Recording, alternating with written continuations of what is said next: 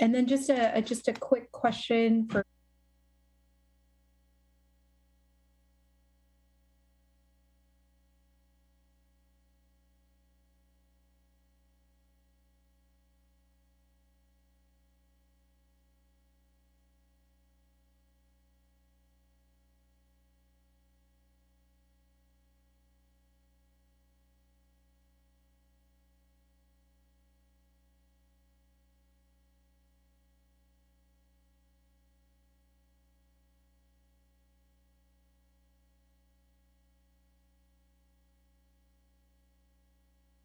feel free to raise your hand if there's any questions.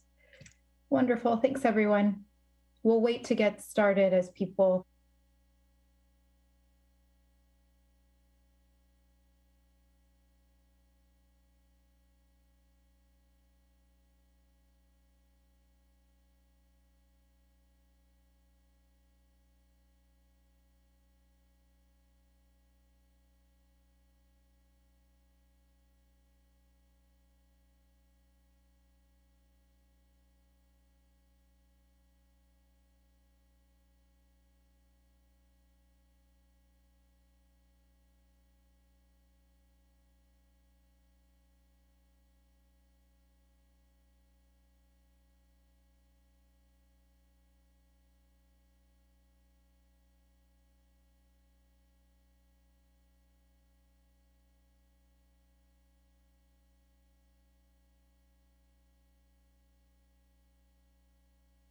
Good evening, everyone. Welcome to our City Council meeting study session to interview our Environmental Planning Commission applicants. I'm going to read the usual announcement as required. This meeting will be conducted in accordance with the City of Mountain View City Council Resolution number 18613 in accordance with Assembly Bill 361. All members of the City Council are participating in this meeting by video conference with no physical meeting location. Members of the public wishing to observe the meeting live may do so at mountainview.legistar.com, on YouTube on mountainview.gov/YouTube, and on Comcast channel 26. As noted on the meeting agenda, members of the public may provide oral public comments during the public comment period by visiting mountainview.gov/meeting and entering Zoom meeting ID 891-0639 4991, or by dialing by phone at 669-900-9128 and entering webinar ID 891-0639-4991. Any emails received by 4:30 p.m. today were received directly by the City Council. I think we'll move on to item 2, which is our roll call with City Clerk Glazer. Okay. I'll be calling the roll tonight. Councilmember Abikoga? Here. Councilmember Hicks? Here. Councilmember Lieber? Here. Councilmember Matichak? Here. Councilmember Showalter? Here. Vice Mayor Ramirez? Here. Mayor Kamei? Here. Everyone is present. Great. Thank you. All right, so we'll move on to item 3, which is our study session. Item 3.1 is to conduct our Environmental Planning Commission applicant interviews. Tonight, we will interview 11 applicants to the Environmental Planning Commission. Per the selection process outlined in Council Policy number K-2, interviews will be conducted in a panel format with one group of 6 and one group of 5. Each applicant gets the same amount of time to answer each question, and the city clerk will alert each applicant when their time has elapsed. The questions selected by the City Council will be asked in randomized round-robin order. So I think to get things started, I'm going to suggest 5 minutes be allocated to each applicant to answer all of the questions that we select. And so, and then Mayor, I just wanted to break in really quickly and remind everyone that you had one applicant. I know we read off 11 that was in the script before, but now we have a total of 10. So we'll do 5 and 5. Yep. Great, thank you. So I was just going to say that. So we have 10 applicants now as of 6:05 p.m. And so our suggestion is that each applicant gets 5 minutes to answer each of the questions, or a total of the questions that we decide. And right now, what I think we'll need is for council to decide which questions we would like to ask and determine the number of minutes allocated to each question. So I believe all of us have seen some of the draft questions, which include, why do you want to serve? How would you balance private and community benefits? What criteria would you use to evaluate a Mountain View development, residential and commercial retail? What issues do you think would be of particular importance to you as an environmental planning commissioner? What qualifies you for this position? What do you think are the major issues for land use planning in the city of Mountain View?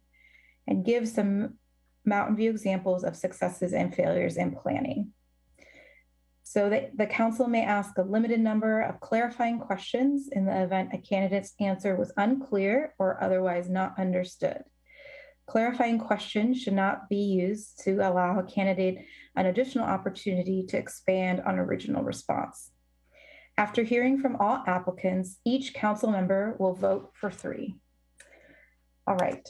So I think what we'd like to do first is perhaps determine the questions we'd like to ask and the time allocated for each question and then do public comment, or should we take public comment first?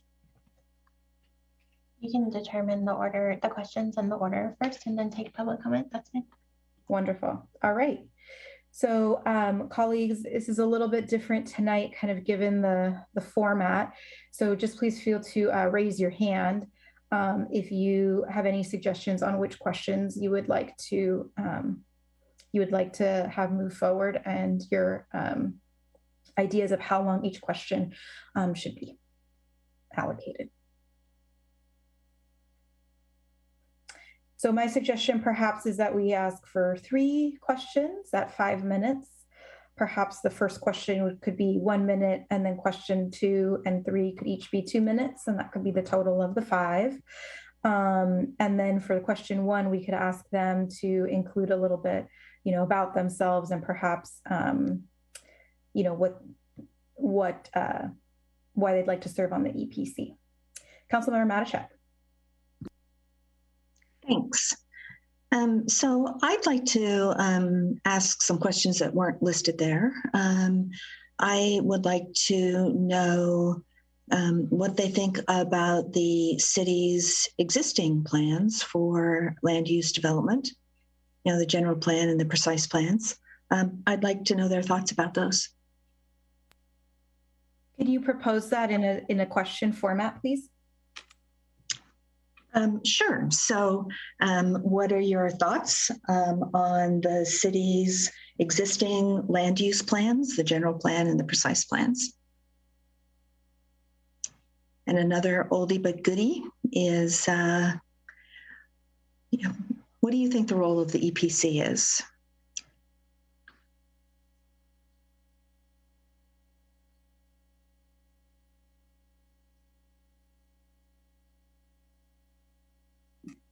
Thank you. I'm taking notes. Okay, so Councilmember Matichak is proposing 2 questions that weren't on our list. The first is, what is the role of the EPC? And my suggestion would be, perhaps tell us about yourself and what is the role, what do you think is the role of the EPC? And then the second question proposed is, what are your thoughts on the city's existing plans? For example, the general plan and precise plans. And those are the 2 questions that I have. Does that sound right, Councilmember Matichak? Did I incorporate that okay? All right. Councilmember Showalter. Yeah, I like the question, how would you balance private and community benefits? And I would like to expand this one a little bit to include and testimony that you hear on from residents on various projects. So how would you balance private and community benefits? And how would you consider testimony from residents?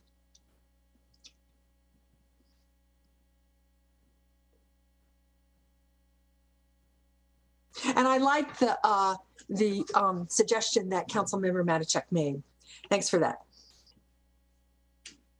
Great, thank you. So we have a third question proposed. How would you balance private and community benefits? And how would you consider testimony from residents? Is that right? Great. Okay. Any other questions, suggestions? Okay, Councilmember Hicks. So the proposed questions sound fine to me. I'm just wondering whether we might want to say, how would you consider public comment from residents? Rather, it just seems to me it might be more clear if that's okay with Councilmember Showalter. Yeah, you're right. That's better. Thank you. Okay, great. Thank you. Councilmember Matichak. Yeah, I think in the past we reworded the one about private and community benefits because it was not entirely clear what we were asking. And I can't remember how we reworded it, but I think what we're trying to get at is how do you balance private versus community, private rights versus community benefits, or private interests versus community benefits? If somebody can think of better wording, but I think it kind of implies that it's private benefits and community benefits, and I don't think that that's what we're asking. But if somebody has better wording.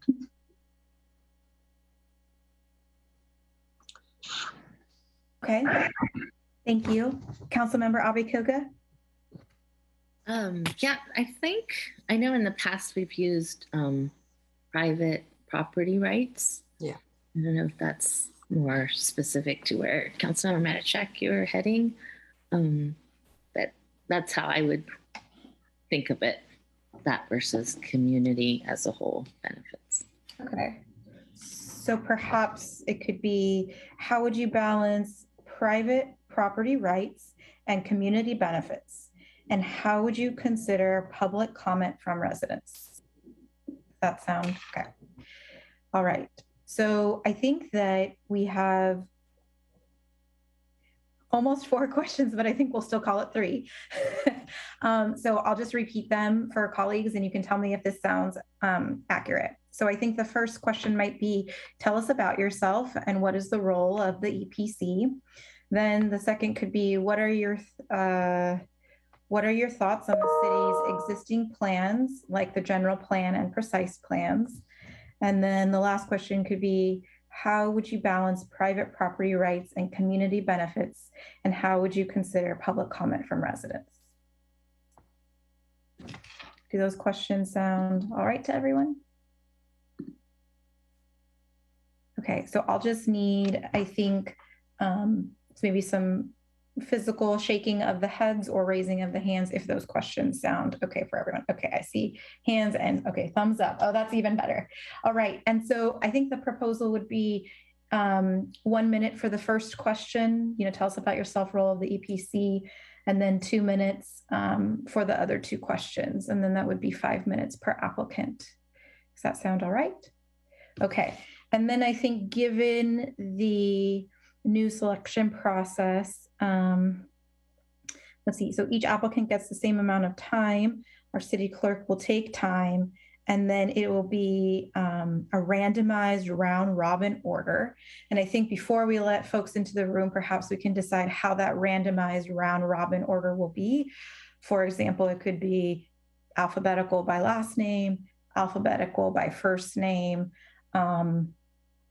Those are, I think, the 2 suggestions that I have that might make the most sense without getting too deep into things. So happy to have colleagues, if you'd like to raise your hands, if you have a preference for the randomized order, if you would prefer by first or last name. And we will have 2 groups of 5. Councilmember Hicks. Well, I don't have a strong opinion, but I'd say alphabetical by first name because it's a little unexpected. People, I think, last name is more common, so the same people always go first and last. Okay. All right. So I think I'm just going to take that as a suggestion. Are folks okay with the randomized order for both groups 1 and 2 to be alphabetical by first name? And then we'll just popcorn to it. Okay. All right. I see shaking of the hands. All right. Anything else about the questions, the timing, or the randomized order? Okay, I'm not seeing any, so we can move on to public comment before we go to our applicants. So would any member of the public on the line like to provide public comment on this item? If so, please click the raise hand button in Zoom or press star 9 on your phone. It may be a little bit different given this format that we're in, because I think it's not a webinar, but if you could please raise your hand if you do have public comment, and then I can call on you. Let's see.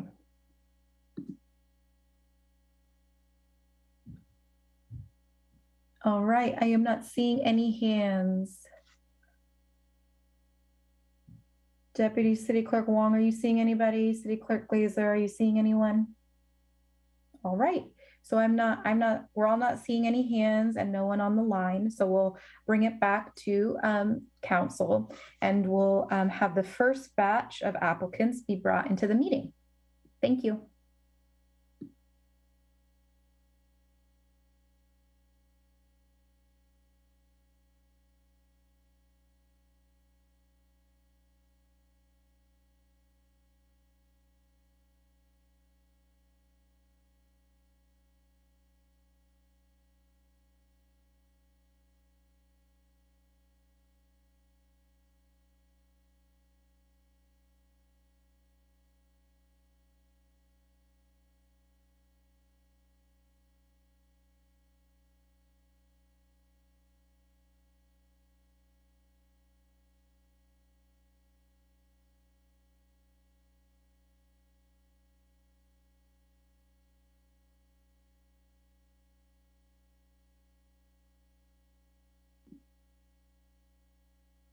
All right, is everyone here? City Clerk Glazer. Okay, so kind of given the format, we just see everybody.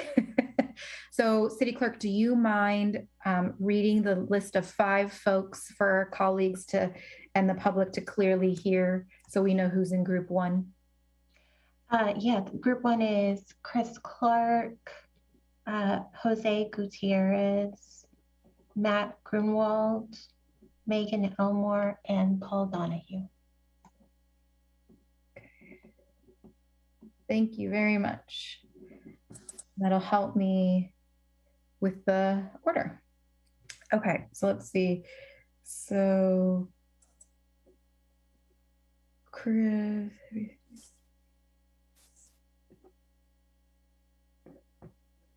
Okay, so the order I have then is by first name alphabetical. Chris Clark will start. Jose Gutierrez is second.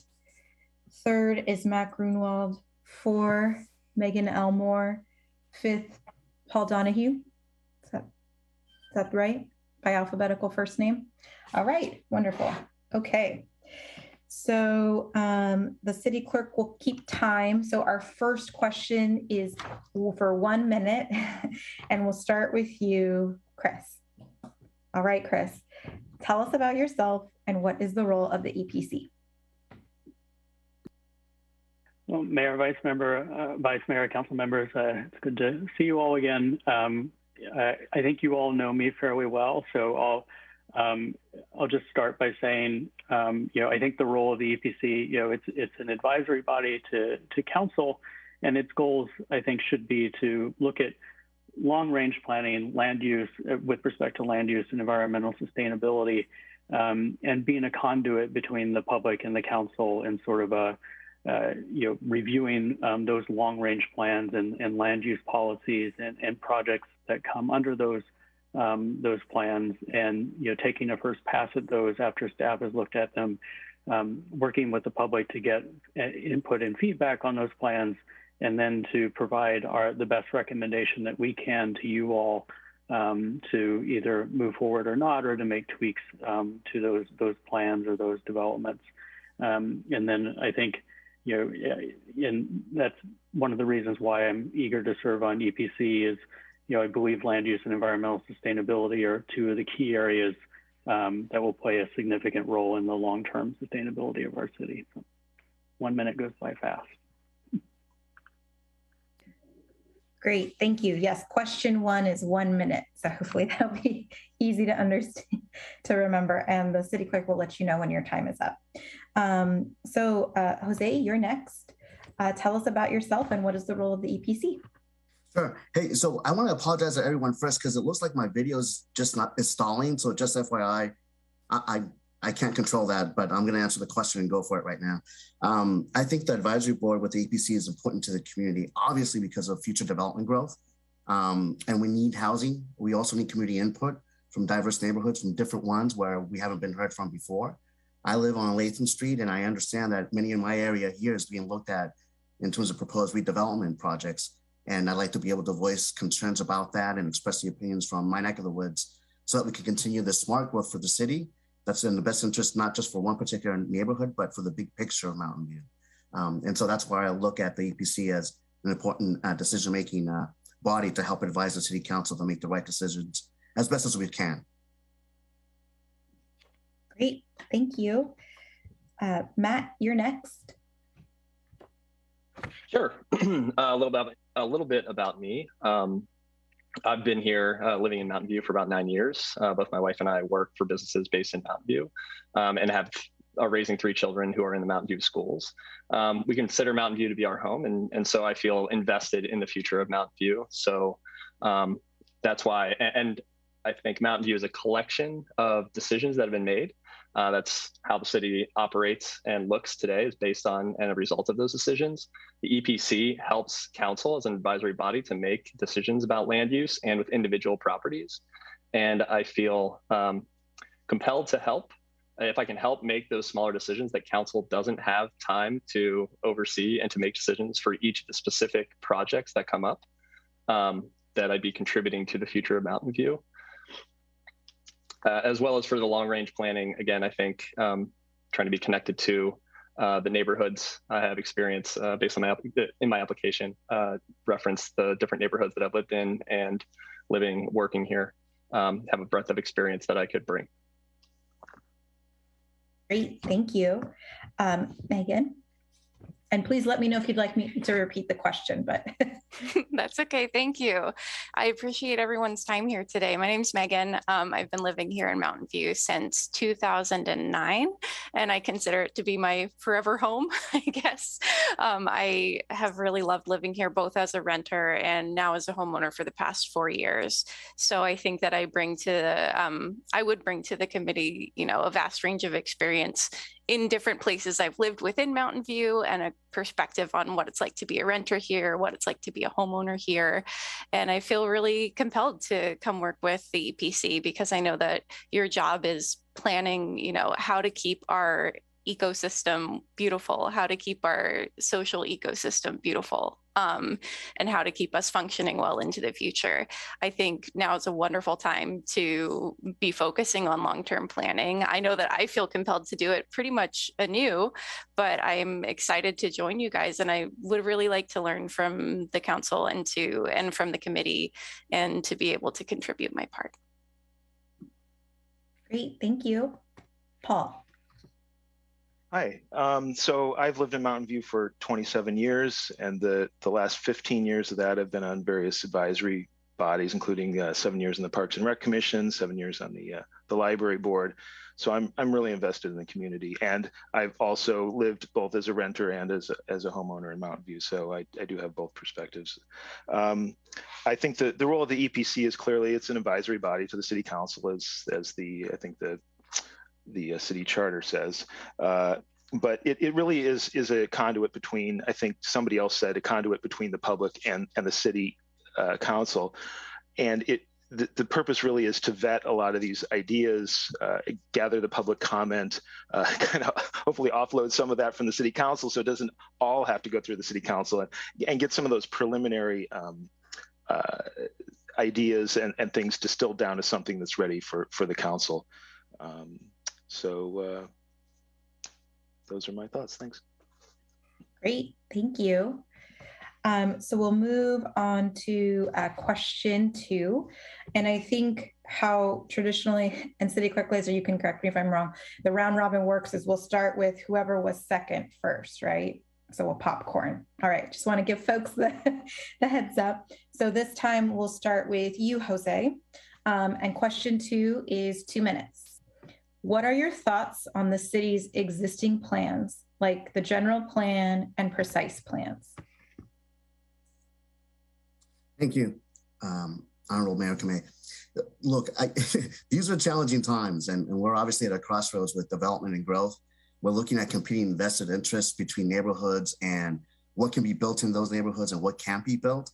But you're also looking at issues that affect the environment, transportation, school district growth, and the impact that just more construction brings to either already impacted neighborhoods, like in my neck of the woods on Latham Street, California, Rengstorff, that area, or other areas that are open to just rezoning issues.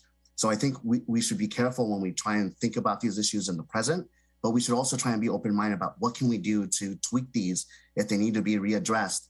I think with the general plan, it's been about maybe 10 to 12 years now. So that might be a good thing to look at and revisit, especially with the R3 issue coming up, so that we can better plan and balance out how we look at development and growth in all aspects of the city life, right? Because if we don't, then we're not really doing a managed growth perspective that's beneficial to everyone in the community, no matter where they live. Thanks. Great, thank you. All right, and then we'll move to you, Matt. So same question, what are your thoughts on the city's existing plans, like the general plan and precise plans? Sure.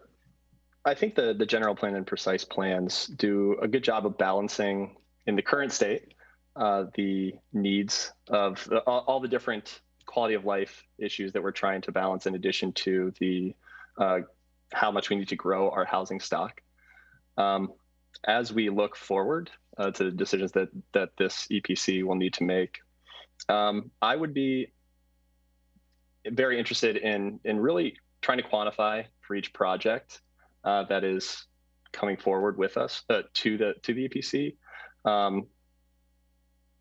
To what extent can we leverage what's been put into the precise plan and general plan to make sure that those projects the community is getting as much value out of those as the future tenants or future owners would out of them. So how are we maintaining the trees on those lots, protecting the canopy, looking at access to public transit and retail needs of the surrounding communities, and displacement. Really trying to quantify, what effects each project would have and how those projects align to what's been laid out in the general precise plan. Generally speaking, I think they do a good job of hitting that balance, but as mentioned prior, the general plan that probably needs to be revisited. They've been around, some of the plans have been around for a while. So as we move into the next phase, how do we really look at quantifying benchmarking versus other jurisdictions or other areas, cities nearby, to make sure that they are in step with where we need to be, and really to specify the goals we're trying to reach with the individual projects and the larger plans. Great, thank you. Megan, do you need me to repeat the question? Oh, no, I think we're good. Well, I am happy to admit when I'm not an expert, and also when I'm a complete novice. I am coming to city planning fairly fresh. And so as a resident of Mountain View, maybe this is pretty typical. I don't know too much yet about the general plan and the precise plan. I know that they're available for folks to look at, and it's something that I haven't looked into too much yet. I do know what I've experienced from living here and I'm doing a small community art and research project in my own neighborhood of Montaloma, just interviewing neighbors about what Mountain View's been like and how it's changed over the years and what they love about it, how they live on this land and how they tend it. And so I know that, in the 14 years I've been living here, I've seen Mountain View continue a trajectory of incredible growth due to, you know, all of the jobs available in the technology sector. And I benefit from that. I have a partner who works in technology. And so I've noticed the landscape change a good amount. And I also know that I'm living in a neighborhood where things don't look to have changed too much. It still looks pretty post-war suburbs over here in Mauna Loma, and it's beautiful. And so I want to, should I be picked for this commission, I want to come in and learn more, and I want to bring my, you know, freshness as somebody who doesn't know too much yet, to really listen to both people on the committee and the council, and also to other citizens of Mountain View about what are we looking for? What do we want to see this, how do we take care of this beautiful place that we have? Thank you. Paul. So one thing that I mentioned before that I was on some various city commissions and committees, but I've also spent the last 8 years on the Santa Clara County Airport Land Use Commission. And that is a land use body in the county. You may not be familiar with it, but it's created by state law, and it doesn't actually oversee the airport itself. It has to do with land use around the airport. And so it actually has an impact on Mountain View, where the ALUC has a comprehensive land use plan for Moffett Field that identifies particular areas that are concerns with respect to safety, you know, case of an airplane crash or something, height and noise, which are all issues around airports. And it makes sure that land use around the airport is compatible. So that's, so I'm familiar with land use planning. And in fact, the East Wistman and North Bayshore precise plans came to the ALUC for our review and approval to make sure that they were compatible with Moffett Field, which they are. And actually tomorrow night, you'll have another look at the East Wistman updates, which came to the ALUC. So, so I've been involved in the land use. I've seen the plans that Mountain View has.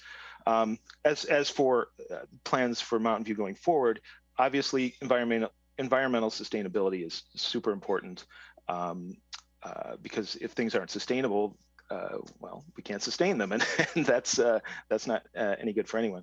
So, you know, complete neighborhoods are also important, and just kind of orderly development and making the city better for everyone, all the people who currently live here and the newcomers that the new development would accommodate. Thanks. Thank you. And Chris.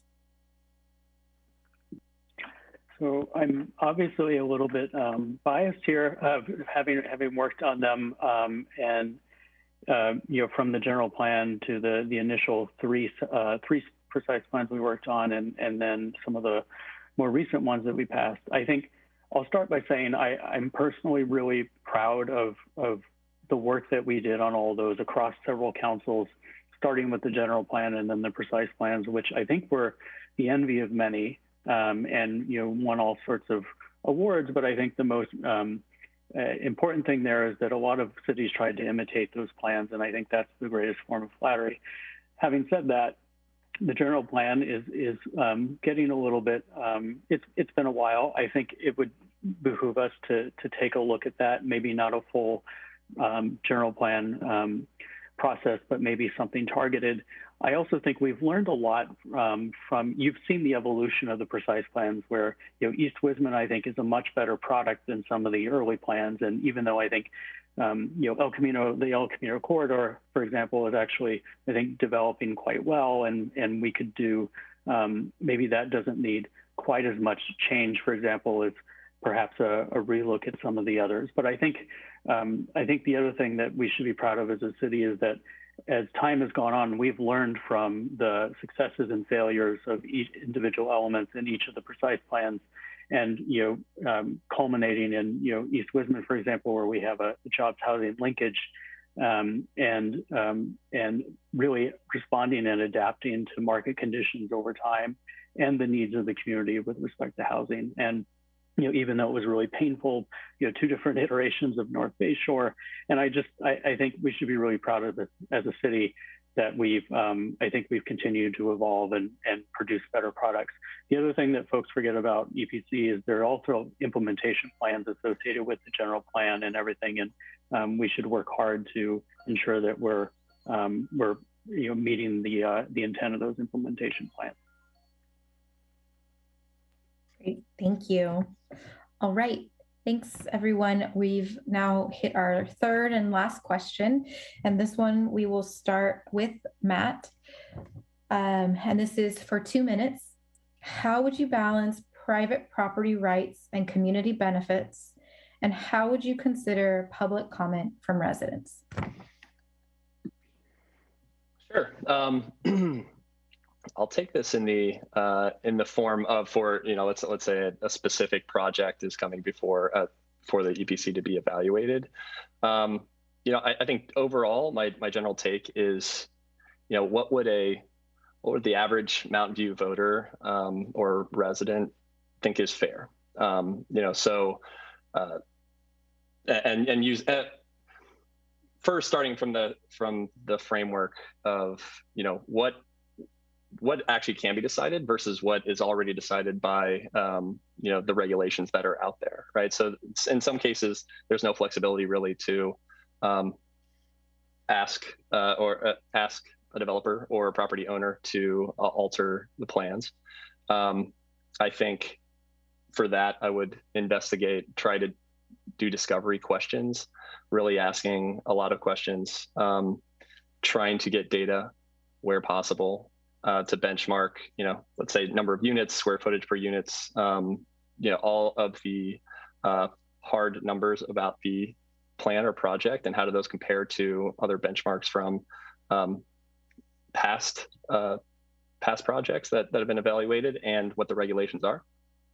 And then just when it comes to making a call on, whether all the heritage trees need to be moved or not, I think BPC has the ability to really dig into those decisions, and where, again, this council may not be able to, just based off of a workload. So really trying to walk the site, trying to get a sense for, what would neighbors think, and when they offer their comment, taking that at face value, but then also looking at it with a critical eye. Because some folks on both sides will speak in hyperbole. So I think trying to really get to the root of what's fair and what most folks would view as fair in Mountain View, doing your best to balance both of those. Thank you. Great, thank you. All right, Megan, I'm just going to repeat it one more time. I find if I repeat it twice, usually people get it and then I don't have to repeat it again. So how would you balance private property rights and community benefits? And how would you consider public comment from residents? Thank you. I think I know I have a lot to learn about private property rights, but I'm currently inclined to look for the most community benefit that we can have. And that's both short-term and long-term. Any new development in Mountain View, which we certainly need. We need places for people to live, especially for people who work in Mountain View. To be able to live in or close to Mountain View is so important. And I would love to, for part of my work to be, encouraging just long-term thinking about, what development is necessary, what is pursuing profit where, it's going to be of detriment to the community in the long term. I'm thinking pretty short term right now, just given where we're at with climate change and the climate collapse. I know that we have, governments are putting all sorts of different benchmarks on it. And I wish I knew the statistics better, because I know that, is more impressive to hear, but we have about a decade to make changes we need to make. So that to me indicates that we need to be really careful about growth that we make sure that it benefits community members, and that, we take responsibility for what goes on in our, city and our neighborhoods, because we're not just Mountain View, just this one isolated city. We're, part of California, part of America, part of the world. And so if we're not, thinking of the community in local and even broader terms, I think that's really important to consider in terms of environmental planning. And I I'm really excited for the opportunity to, hear more from other Mountain View residents about what we need and want, and other property owners, business owners about what they need and want. That's currently my job. I'm a therapist. I was formerly a teacher, and so I think I'm pretty good at listening and taking a back seat and really taking in what people are giving to me. I know I have my own strong opinions, but yeah, so I'll try to be as receptive as possible. Great, thank you. Appreciate it. All right, Paul. Okay, I want to start out by just saying why I'm applying, and really it's because I'm driven to serve. I've been involved in all these appointed positions that I mentioned over the years because I want to give back to the community, and I want to feel connected and engaged with the community, and I feel part of the community by really digging in and being a part. And this is kind of a natural trajectory on that course. But the important thing is I'm not really applying with any specific agenda. I'm not. I don't think that I'm not angry that we're developing too fast or we're not developing fast enough, or that we need maximum development or minimum development or anything like that. So I just want to serve Mountain View. So when on the private property rights and community benefits question, I don't have any magic formula or anything like that. My overall consideration is what is best for everyone, both as I said earlier, the people who currently live in Mountain View and the newcomers that we would welcome in any sort of new development. But one thing off the top of my head that I would prefer something like a public park space over private park space inside a development. But I don't have necessarily any hard and fast rules that I can explain right now. As far as the public comment, that is super important to me. It always has been important to me. I'm a very interested in listening to people, gathering the public comments, and making people hearing people and making them feel heard, and explaining my decisions, because although people may not agree with my decisions, I need them to understand that I was listening and that I heard them, and then hopefully they can respect the decision that I come to, whether they agree or not. Thanks. Great, thank you. Chris. I think in terms of balance, the key to striking a good balance is generally ensuring the community feels that a use change or a development is benefiting them in some way, and it isn't solely at the benefit to the private landowner or party. So I think the private benefit to the developer is sort of inherent in the proposal. It's sort of implied that they're doing this for a reason. And you have by right projects which you can have controls in when you're reviewing a zoning ordinance, for example, or you can have community benefits for a project that might go outside of the boundaries of what might exist there. And so I think what we're really looking at, especially in terms of community benefits, are are there things that we can do to ensure that we're meeting our overall goals instead of solely serving the interests of the property owner? So for example, publicly accessible open space, additional canopy in the long run, greater diversity of housing types, additional retail, and generally things that bring the community together and make it feel like a more integrated community. And with respect to incorporating testimony from residents, the folks who are near these developments are the ones who are going to know what their community most needs. And so when we're looking at the benefits of a development, especially if it's a community benefit that we can require, I think we need to take those needs of that specific neighborhood or community into account. And that should be a primary concern of the EPC. So, in terms of evaluating the project, just looking at, does it deviate from existing plans and requirements, and how much? And if so, what is, how do we ensure that we're obtaining, maximum community benefit in exchange for whatever allowances we're making, and ensuring that we're not making too many allowances, and getting the community's feedback on what those benefits should be. And then just spending the time to read the EIR, the staff analysis. As you all know, staff does an excellent job of analyzing the impacts of of density, loss of existing uses, retail, parking, traffic, all those things, and spending the time to actually review all that and talk to the community. Oh, sorry, am I over? Yeah, Is that's really your time. important. Sorry, I didn't hear you. Thanks. No worries, no worries. Sorry, I didn't hear the buzzer either. Appreciate it. All right, Jose. And let me know if you need me to repeat it, Jose. Yeah, sure. Why not? Okay, so how would you balance private property rights and community benefits? And how would you consider public comment from residents? Okay, great. Thank you, Honorable Mayor Kameh. I think that's the biggest challenge, right? I've been a former elected official, and I've been caught in situations where I've got to factor out what does the union think, what do my parents think, and what does the district think as a whole, right? Especially when I was with the school board.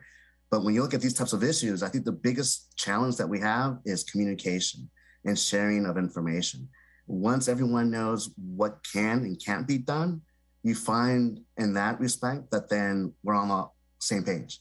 So it's a matter of figuring out when you're looking at a project, in my humble opinion, how much does the community actually know, right? And how active are they in general, depending where you're looking at in Mountain View. When there is a proposal, do they really come out and speak, right? And when they do we listen? Do we understand, not just at the EPC level, but also within City Council? And I think that when you look at it from that perspective and we share the information that we have and we're as candid as we can be about what the developer can do with his or her rights for the project and what we're looking at in terms of possible negotiations for community benefits, we can look at the Gamble Way example, I think, where there's a give and take there. And if there is a give and take, we should jump all over that to try and see what can we get that'll positively affect the neighborhood in that area specifically, but then in the big picture, how will that affect transportation? How will that affect our eco footprint? How will that affect our relationship with traffic and in general, that neighborhood setting? And when you look at it from that perspective, then you've got more of a fuller and rich perspective of ideas, of expression of interests, or sometimes even disagreements. But as long as we can manage all that to the benefit of the community and we're able to explain the rationale behind a certain project and what it is that can and can't be done, and that we're able to listen to members of that area and of the city as a whole, then I think that's how you move forward. Change sometimes isn't easy, right? Especially when you've got gentrification issues. When you look at the school district itself, when I joined 5 years ago, I've said this to you a little bit before during the weekend. 5 years ago, 49% Latino students. Now it's down to 37. So we've got to protect our socioeconomic diversity as well. And when you listen to people and you're a part of the community. Thank you. So thank you. Yeah, sorry about that. No worries. 2 minutes can go fast. All right. So I think that concludes all 3 questions. And so I want to thank our 5 applicants for their time and their patience as we work through our Zoom and our new interview processes. So really appreciate it. Council will deliberate and we're going to talk to our next group of 5. Thanks so much. Have a great night. Thank you. Thank you. Have a nice night, everyone. Bye. Thank you. And so we'll just take a beat here as our next 5 applicants move over.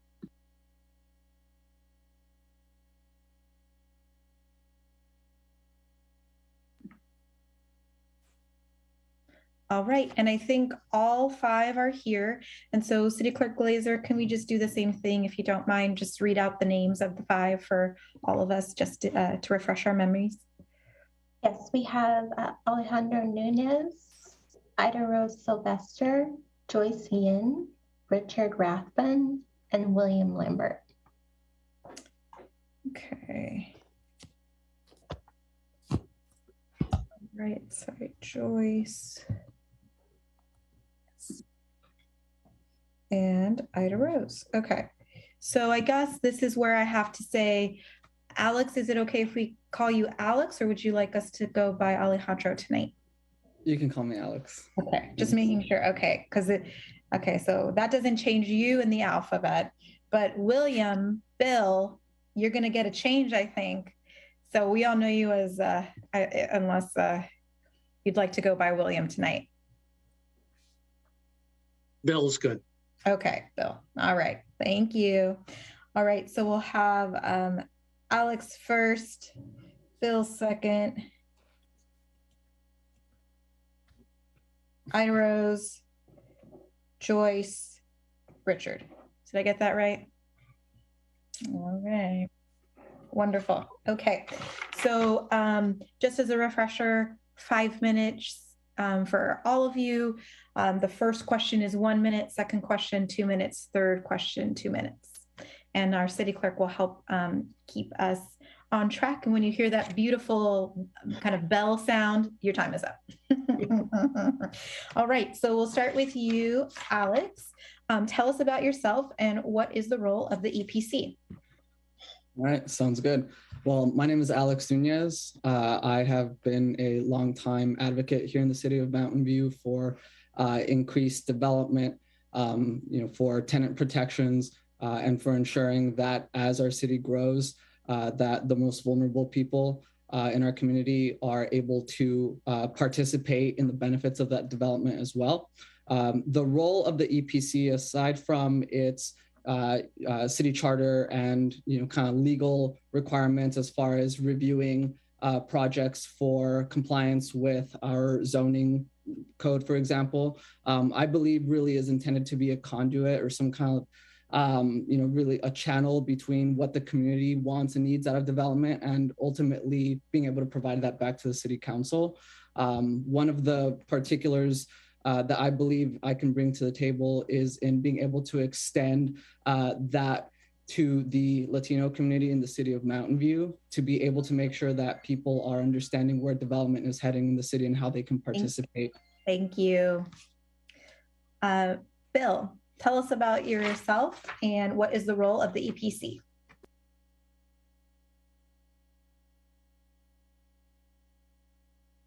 Sorry, there we go. Sorry. There you go. There we go. Thank you for allowing me to interview for this position. I'm very excited about the opportunity. You all know me in various capacities over my probably 10 years working in various political aspects of Mountain View, including the school board,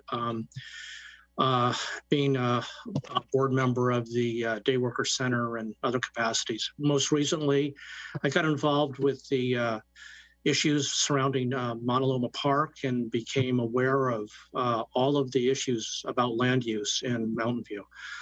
I've done a lot of research on it already, but there's so much more I need to learn about all this to come up with good solutions. The role of the EPC, as I understand it, is to advise the City Council to review the proposals put forth by the staff, and to think of the consequences of the plans on the long-term planning for Mountain View, and to really fill in the gaps and give a sanity check on the work that the staff is doing. Thank you. Thank you. Ida Rose. Good evening. I'm Ida Rose Sylvester, a proud 22-year resident of the city of Mountain View. Over the last several years of my professional and civic engagement, I've created a unique combination of expertise across several pillars, including the natural environment, the built environment, such as evaluating and challenging projects large and small, and how those serve our community, the human element of planning through my tenure in the Human Relations Commission, which has helped me really understand how our planning process directly and indirectly impacts people who live here. The historical through my work in the Mountain View Historical Association, learning from the past so we know how to do good things again and not repeat mistakes. And through small business, through my nonprofit and other efforts in the community, which is acutely important when we look at issues like downtown preservation and revitalization of our businesses. In terms of the EPC's role, the EPC helps formulate plans, also making recommendations on critical policies like RENA and R3 zoning and other issues. But I think it serves key issue in listening and helping balance the needs of our entire community. Thank you. Joyce. Oh, you have to, let's see. There we go.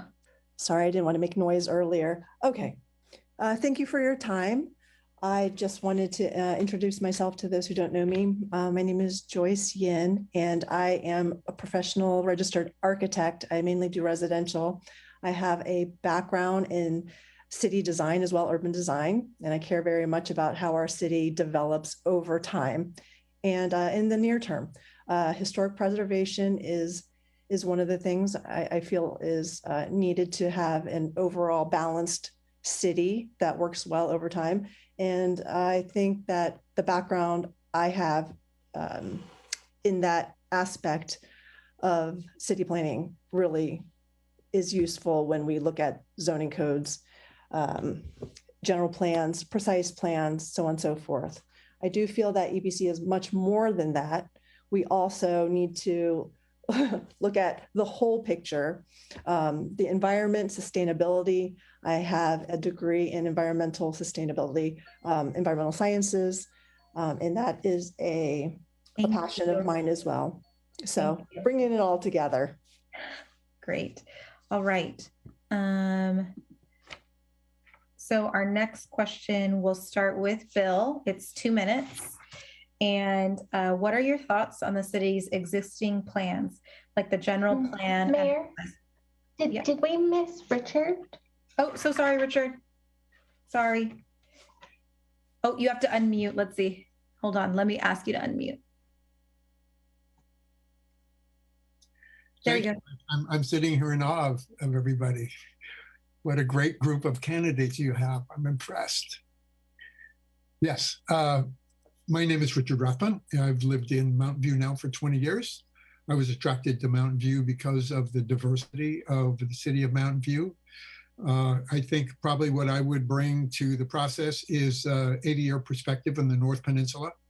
I was born in Palo Alto, and I've considered this Northern Peninsula my primary residence for the last 80 years, and I've watched unbelievable change, and I know we face more of that going into the future. And so I bring perspective as well as a background in architecture and urban design, and also leading a foundation in Palo Alto for 35 years. So I've been involved in civic things, and the Planning Commission, I think, is a very, very important body in a city.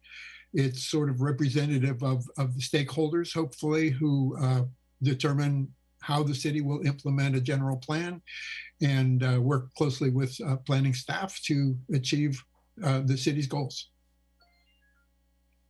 Perfect. Right when the buzzer went off. Thank you. All right.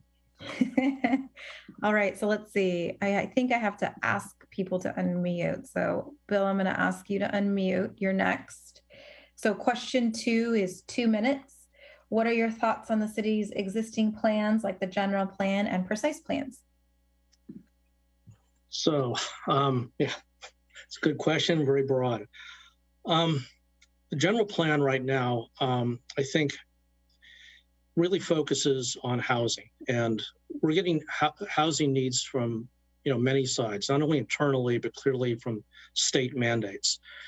And I like to sort of frame that in a different way, and think of it that is that we have an opportunity in a very diverse, a very sort of exciting community with a lot of resources in terms of jobs, in terms of talent. But we also have a real social conscience, I think, in Mountain View. And to put it forward as thinking about how can we create sort of a more inclusive society and a more inclusive community through the decisions we make about housing and so for all people. And part of that is that, and I see a really need right now, is to think more about not only the housing issues, but also about the public investment, the community investment that goes into parks, that goes into school, that goes into transportation, that goes into all of these aspects that give fabric to a community. And we need to start paying more attention to that and understanding how we're going to provide those kind of community investments along with the housing. I think precise plans are great. They provide a real focus on what can and can't be done, and they're well thought out. And I'd like to see more of those. I'd also like to see, in terms of the planning and developing the plans, more study sessions so that all of us have an opportunity. Okay, thank you. Thank you. Okay, Ida Rose, what are your thoughts on the city's existing plans, like the general plan and the precise plans? I love this question. So thank you. I think the city's general plan is excellent, but in its by its very nature is general and is probably aging. It did not itself could not predict a pandemic and its impact on our workforce and the need for office space, the need for small businesses that support office space. It certainly cannot predict some of the regulations, like what our RENA allocations would be each time.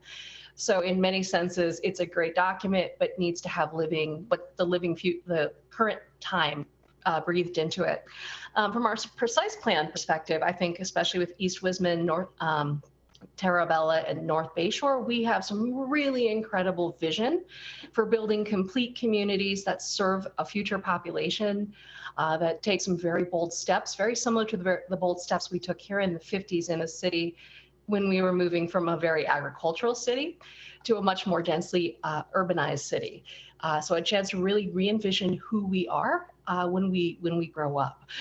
With that said, I think we face a lot of challenges because we do need to look at things that we may not have looked at as much holistically, like the built environment, social justice aspects, the needs of existing community members who I think our existing community members often feel they are left out of these processes, no matter how well we try to reach them. So I think there's a lot of room for bringing people in. Like Jane Jacobs said, the best cities are built when everybody's viewpoint is put into the process, listened to and incorporated, and we build cities for the people who live there today, as well as what we envision the people who live there in the future. Thank you. Joyce? Let me just unmute myself. Yes, thank you.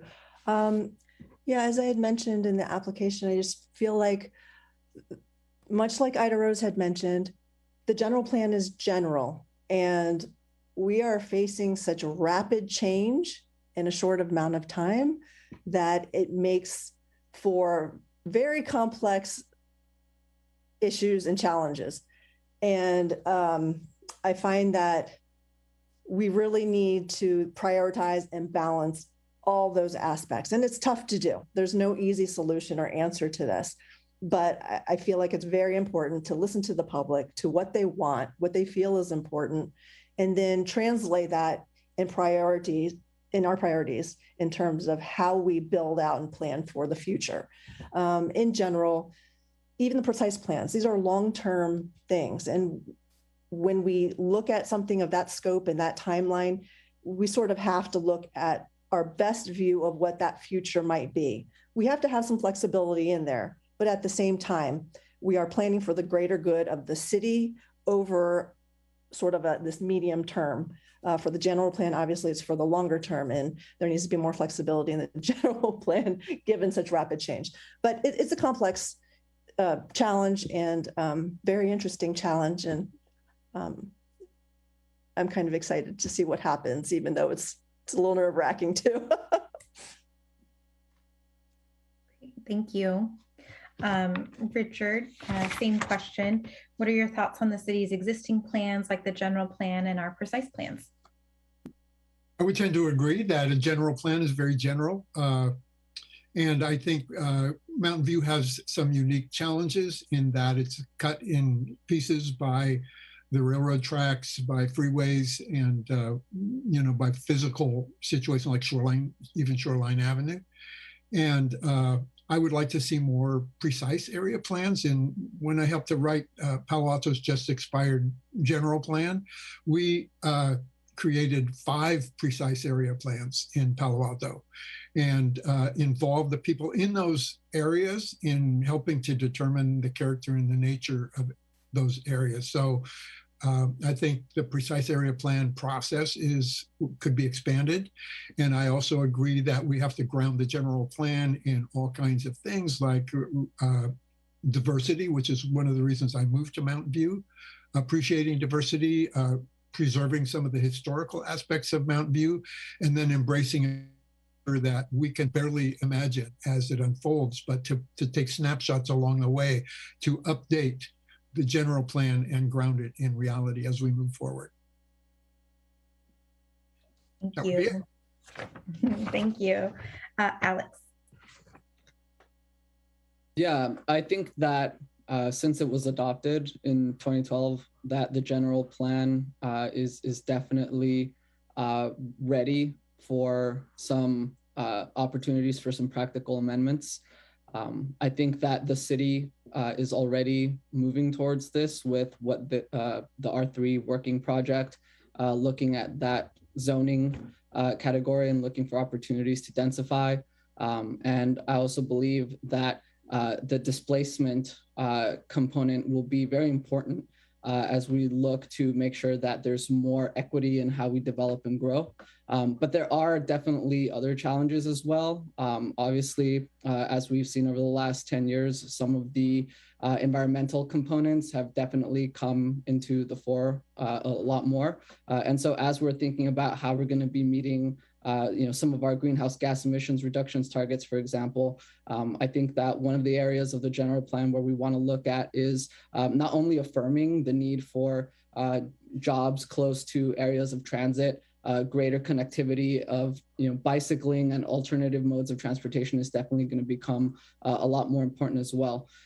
But one of the other areas that I do feel very encouraged by is precise plans like East Wisman, where we are acknowledging the need to balance out commercial and residential needs moving forward. I would definitely like to see a lot more of that as well. And making sure that the affordable component is not left behind, not just for home ownership at all levels, but also for renting people being able to not just kind of come into Mountain View to establish a career, but also be able to eventually work their way into some form of home ownership. That's the kind of mentality I think that we can increase towards our general and precise plans. Great, thank you. All right, so I think we got everyone for question 2. And so we'll move on to question 3, and we'll start with you, Ida Rose, and it'll be for 2 minutes. How would you balance private property rights and community benefits? And how would you consider public comment from residents? I think actually our city has done a wonderful job generally balancing the needs of private property rights and community benefits. Our city has been doing that since that big boom period of development in the 1950s. The neighborhood that I live in actually has had the first community park required as for a developer. So I think we've had a long history of encouraging development rights. I know there's a lot of discussion about how making developers pay for certain things costs the developers too much, which may lead us with not enough housing or housing that's too expensive, doesn't meet the needs of the missing middle or affordable housing. But I think that over time, we are developing some very clever mechanisms like the Gamma Way project, I think will be an excellent example of how we have balance the needs of a developer with the needs of our community and come up with solutions that are win-win for everybody, including better ownership housing or better ownership housing opportunity, as well as opportunity for keeping affordable housing in place while giving the developer an opportunity to build housing dense enough that meets their economic interests. And I'm sorry, can you repeat the second part of the question about the public input? Sure. The second part is how would you consider public comment from residents? I happen to be very fond of public comment. I absolutely love talking to people of Mountain View, people who've lived here 6 weeks or 60 years. I think everyone brings a unique perspective of how they view the city, how they interact in their own natural and built environment, and how they view the future. And sometimes those are extremely contradictory, and it feels like we can't come to solutions. But I've worked very hard, especially on the HRC, in making sure that diverse public opinion is brought together. We hear it all, and we work together to find solutions that meet the underlying needs that everyone has. So I think we also just need to do more public input on projects earlier on and be willing to hear the hard things that people have to say, even when we don't agree with them. Great, thank you. All right. Thank you. Next is Joyce. Let me know if you have trouble unmuting, Joyce. Got it? Yeah, not a problem. Thank you very much. Perfect. Yeah. I'm just can you repeat it, please? Yes, I will. How would you balance private property rights and community benefits? And how would you consider public comment from residents? Okay, two distinct questions all balled up into one. Okay, and tough ones too. Yeah, that is an eternal challenge. Property rights versus, okay. Well, I think if you are a property owner, you have every right to make a profit.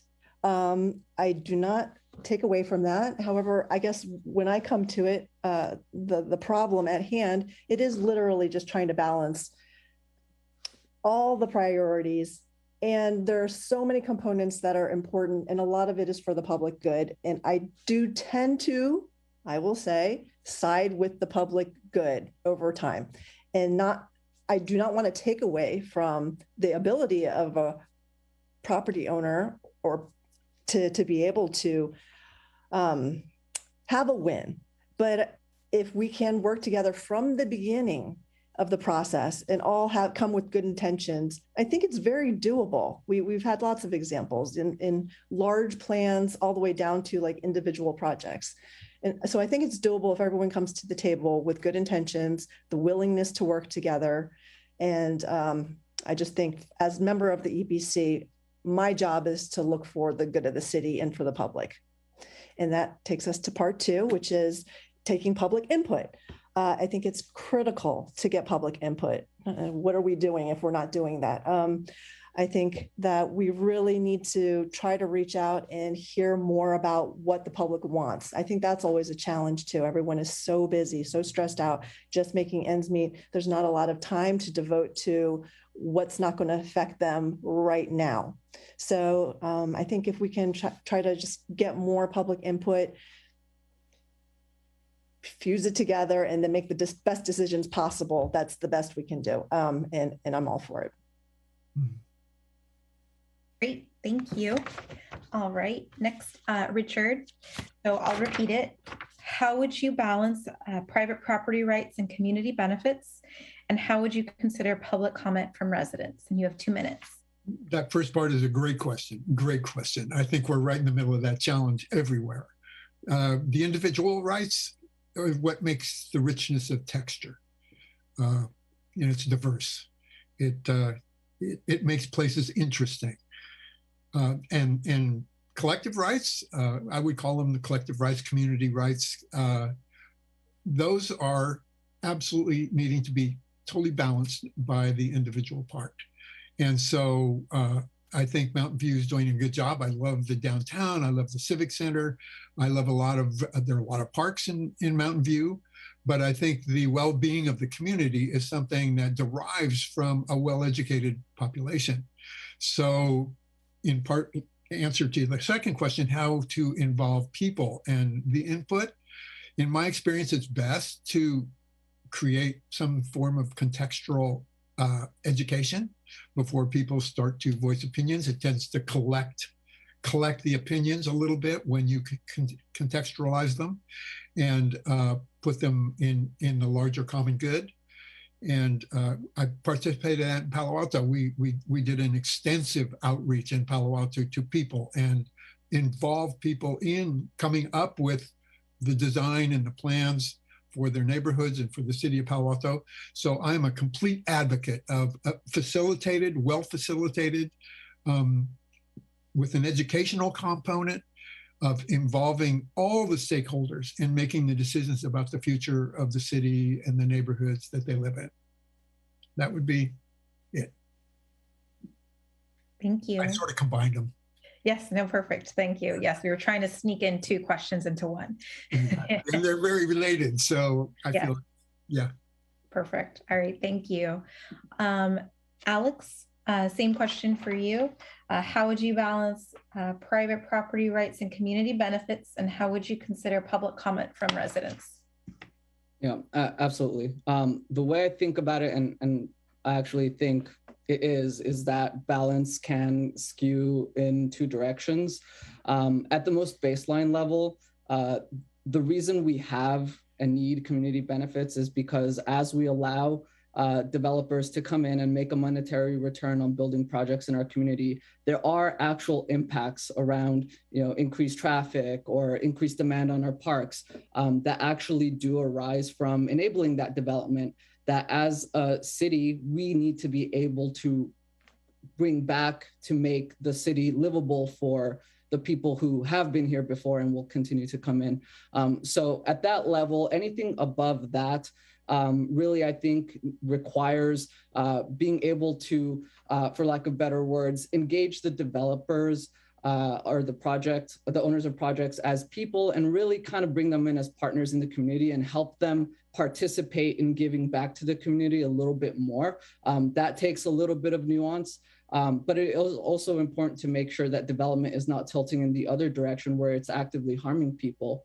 And so in terms of the public comment, that is actually one area where I believe that I have done work to proactively engage people.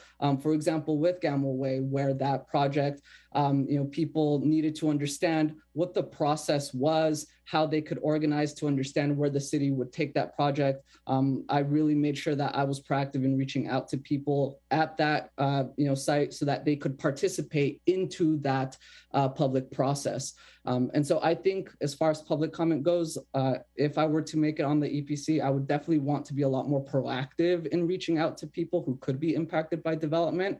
While anyone else who did happen to come and give a public comment, it's always important to have a validating and understanding ear, be someone who fosters very civil discourse, and then is able to take that input back and make sure the city council hears it.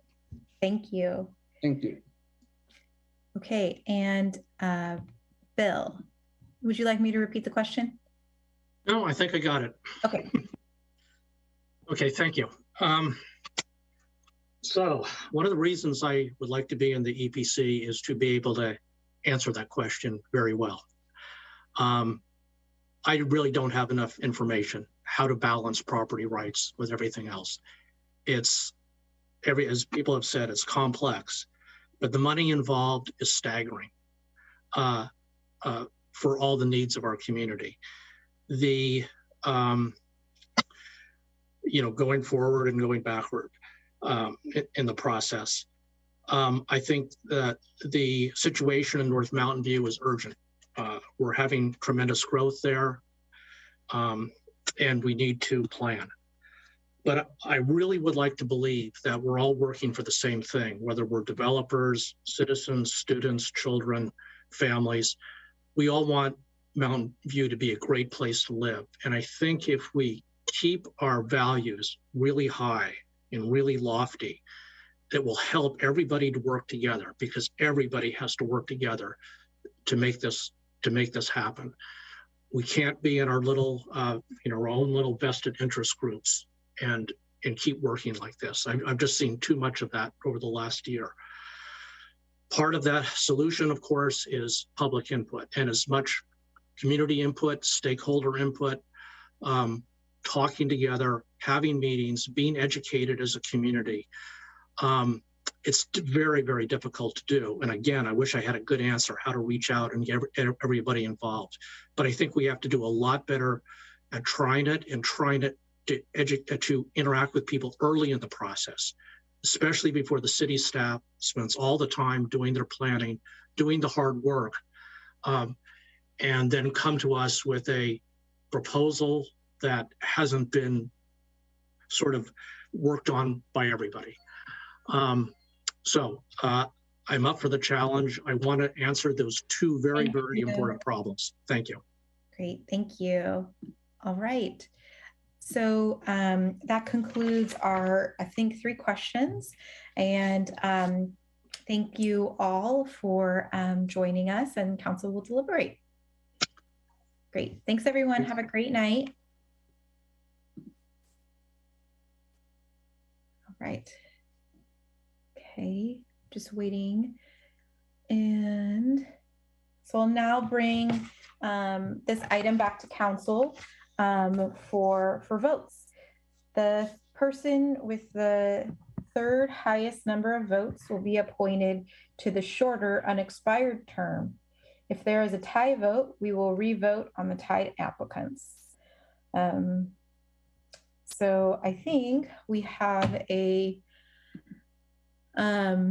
we had an Excel spreadsheet that I think everyone saw in terms of being able to vote, but perhaps people would like to deliberate or share some initial thoughts before we go into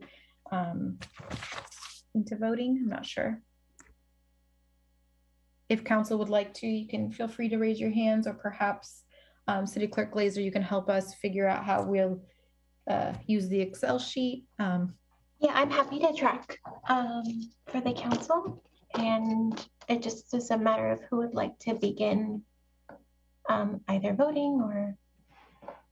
Okay, and so I think we can either go each council member individually, or happy to entertain a motion, which I think would work as well for appointment. Vice Mayor Ramirez. Thank you, Mayor. I'm just going to rip the Band-Aid off. This is a tough call. I appreciate what Mr. Raffan said. We have a very strong pool of candidates.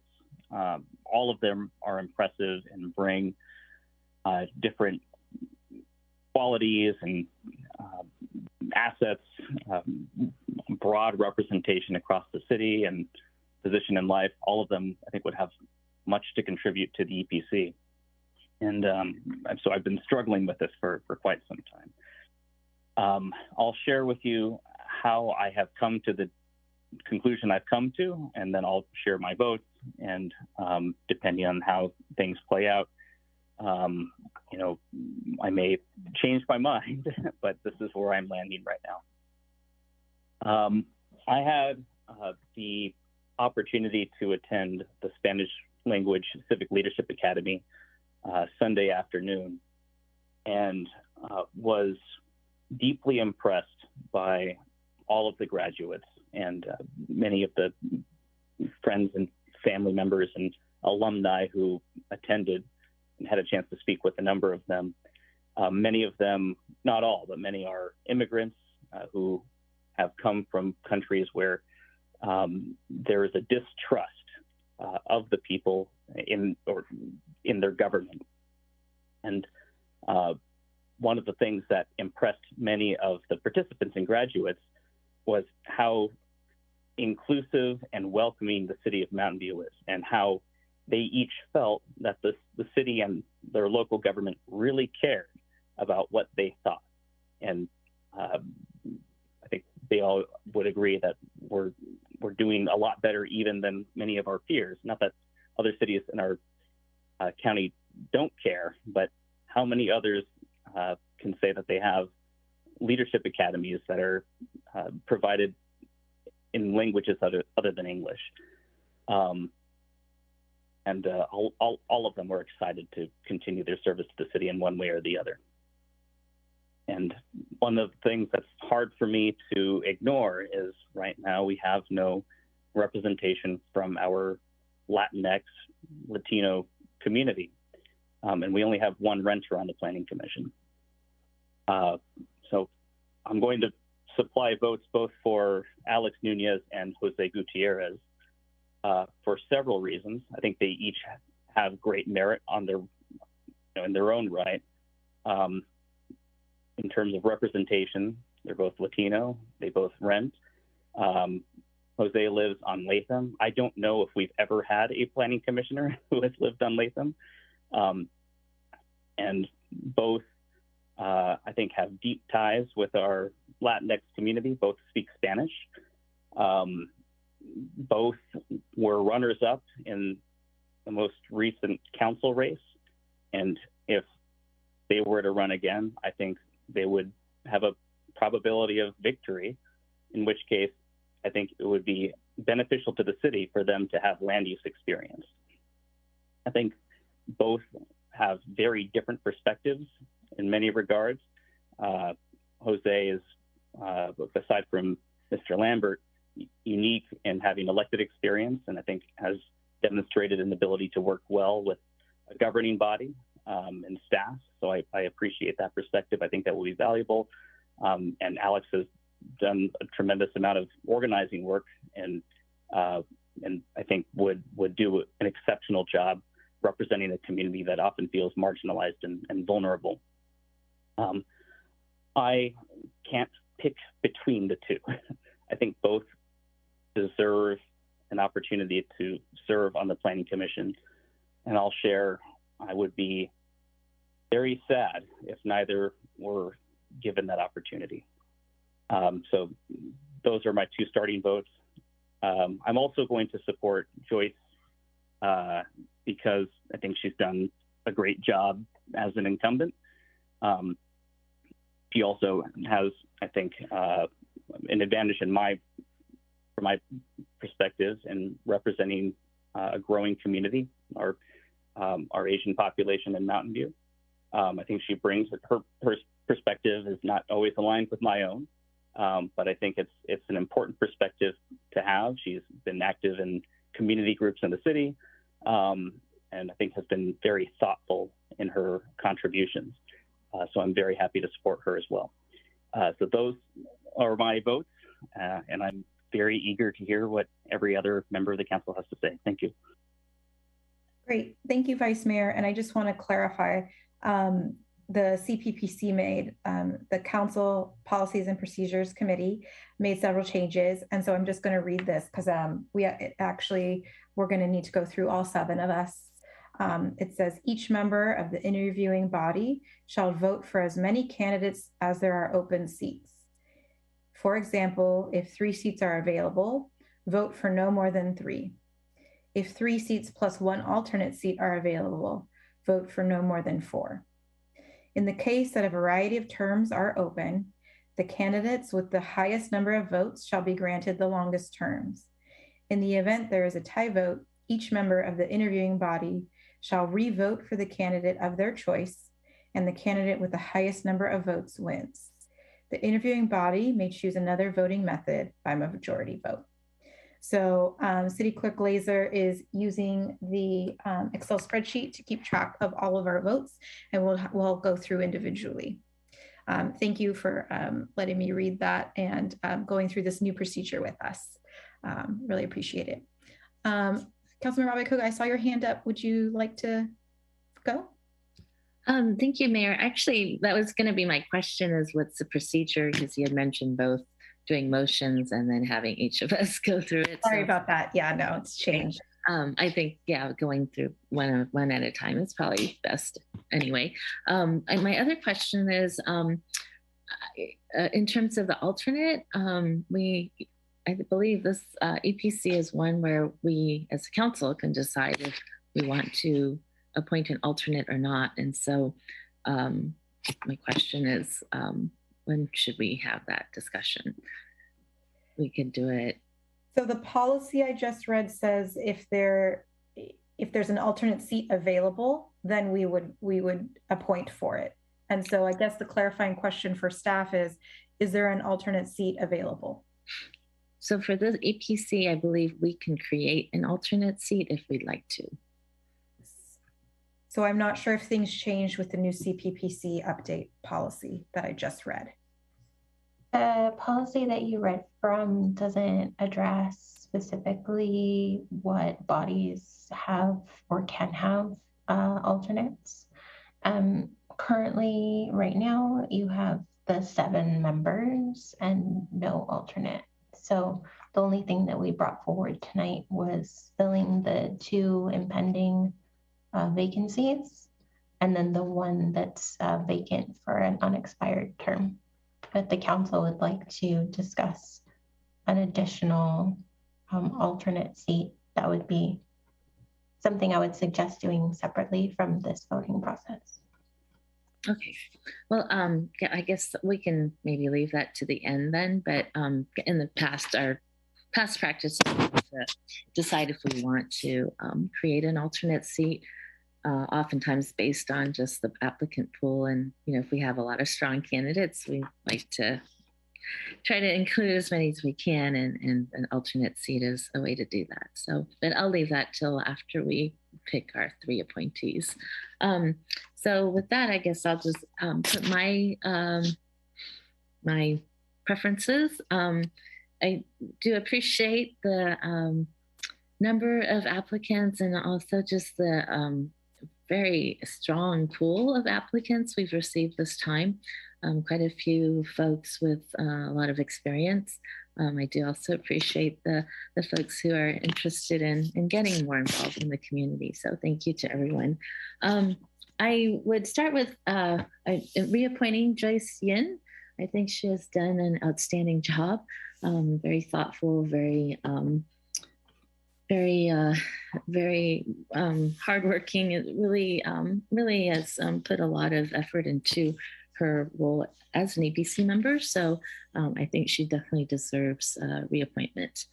In terms of the other 2 seats, I appreciate all the different things we have to consider. I definitely think diversity is very important. Representation of our different constituencies in the community, as well as geographical variety. And so I would support, as Vice Mayor mentioned, Jose Gutierrez. I think he has served the community already in elected position on the school board, and understands very well the challenges of balancing the different voices in our community. And I do support the need, I would say, of representation from the Latino, Latinx community, as well as from his neighborhood, and the fact that he would be representing the renter community as well. Given who I am and what I've done, I do very much value experience, and what we do, the topics that we've discussed, that EPC discusses, frankly, very complex, and really spans over a long period of time.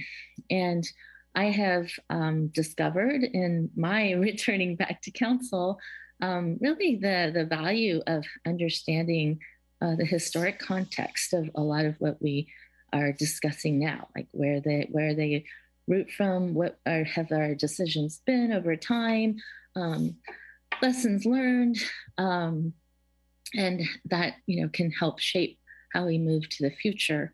And for that reason, I support Chris Clark. I think we all know him.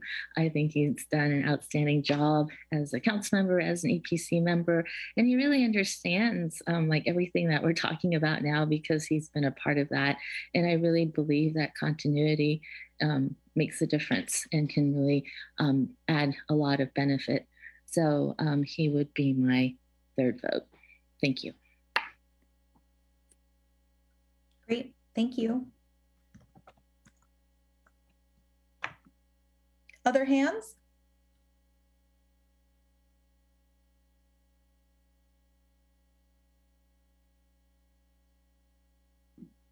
Councilmember Lieber? Thank you, Mayor. Well, I first wanted to say how much I appreciate all of the applicants who have gone through this process, who participated and all had really substantive answers. And I think it's really a credit to our community that we have people stepping up in such a strong way. So thank you to everyone who's participated. And I would like to cast my initial 3 votes for Alex Nunez, Ida Rose Sylvester, and Joyce Yen. Thank you.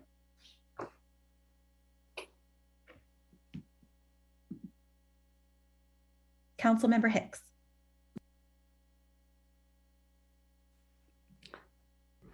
Well, I won't belabor what everyone else has said, that we really have a wealth of candidates. And I wish I got many more than 3 votes.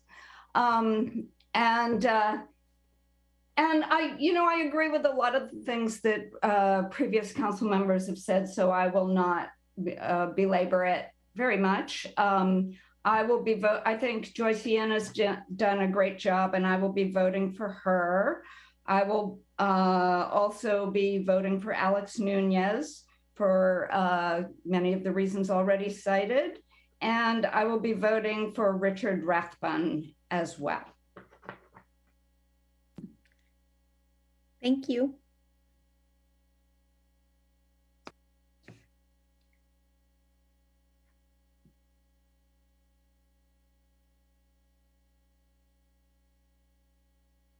Councilmember Matashek. Thanks. So I agree that there are lots of great candidates here. I appreciated hearing some different perspectives on some of the questions. I agree with the comment about it's good to have some folks who have some experience because land use is a complex topic and we need folks who can sort of hit the ground running. And so I am leaning more toward candidates who have at least some experience in either directly in land use or in related fields. I absolutely support Joyce Yen. She has done, in my opinion, an outstanding job on the EPC. And I think I've shot her a couple of emails to let her know how much I appreciate her contributions on that.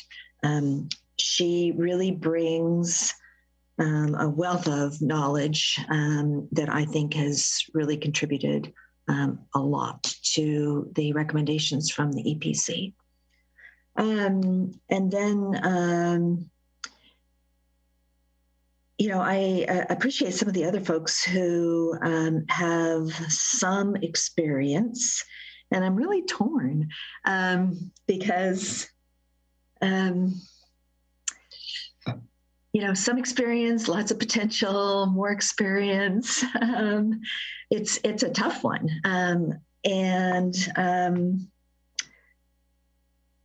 I guess I'm leaning toward Jose. I'm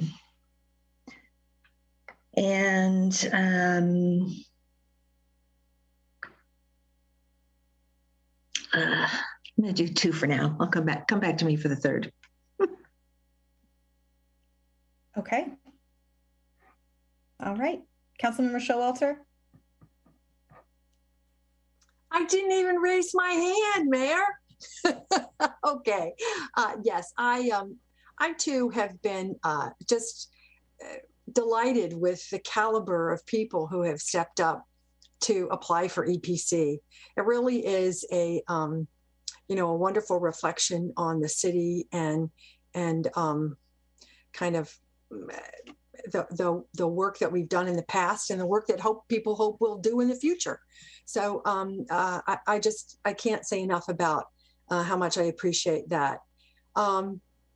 I would like to cast my vote for Alex Nunez, for Chris Clark, and for Ida Rose Sylvester. I too have been impressed by Joyce, but she has enough votes. So that's Chris Clark, Alex Nunez, and Ida Rose Sylvester. Great, thank you. And thanks for humoring me, Councilmember Showalter. I just trying to keep our meeting moving. Appreciate it, thank you. Okay, so that leaves me. So I just want to say thank you. Thank you to our staff, my colleagues, and to our applicants and the public.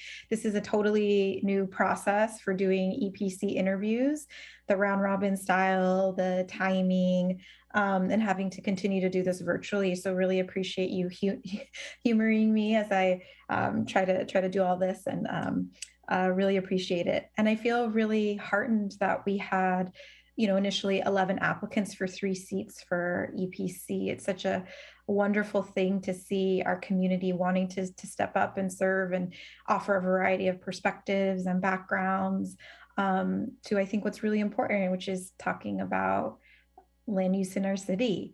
So I just want to say thank you. And what's I think also exciting, hopefully, is with the wealth of applicants that we have today, I want them to know that there's now 12 city boards and commissions. So, if EPC isn't tonight, hopefully there's another commission that, you could apply for EPC again. And that the city is really trying to expand our public and our community involvement. So just wanted to say that, because I know sometimes we have openings and vacancies on other commissions that we struggle with. So just want everyone to know that there's other opportunities to serve, and we're really grateful that all of you want to. So just wanted to say that. And I would say too, something that's interesting about EPC is council tends to watch your meetings. And council will look at the different, I think, dynamics and different points of view. And I think, for myself, I'm trying to think of what kind of mix would be helpful as we're talking about a group of 7 individuals. And so when it comes to me, really appreciate, I am going to vote for Joyce. I think that her years on serving on EPC have been really helpful in her perspective. And also want to vote for Jose Gutierrez, and want to vote for Chris Clark. So those are my 3. Yes, Councilmember Matashek, I was going to ask if you wanted us to circle back to you. Go ahead. Yes, so I'm sorry. I was reading my notes incorrectly a little bit earlier, so I shouldn't have been debating as much as I was. Obviously, because of his experience and knowledge in the area, which I think is helpful, I will support Chris. Great. Thank you. Okay, so I think all of us have given our 3 names, and we will leave it to the wonders of Excel and our city clerk to let us know the final tallies. So it looks like, do you want me to read off everyone or just? I think, what would you like? If I'm doing this correctly, I think we probably have 2 and then we have a tie. Is that right? You have 1 and a tie. 1 and a tie. Okay. Yeah. All right. Yeah. Can you just read 1 then? Is that? Yeah, Joyce Yin received 6 votes, which is the most of anyone. So she wins there. You have a tie between Alex, Jose, and Chris at 4 each. So if everyone wants to re-vote for 2 out of those 3, that would be my recommendation. Okay. All right. So we have Joyce, and then we have 3, but vote for 2. Alex, Jose, Chris. All right. Vice Mayor Ramirez. Thank you, Mayor. I'm going to sustain my votes. So Alex and Jose. Okay. Thank you.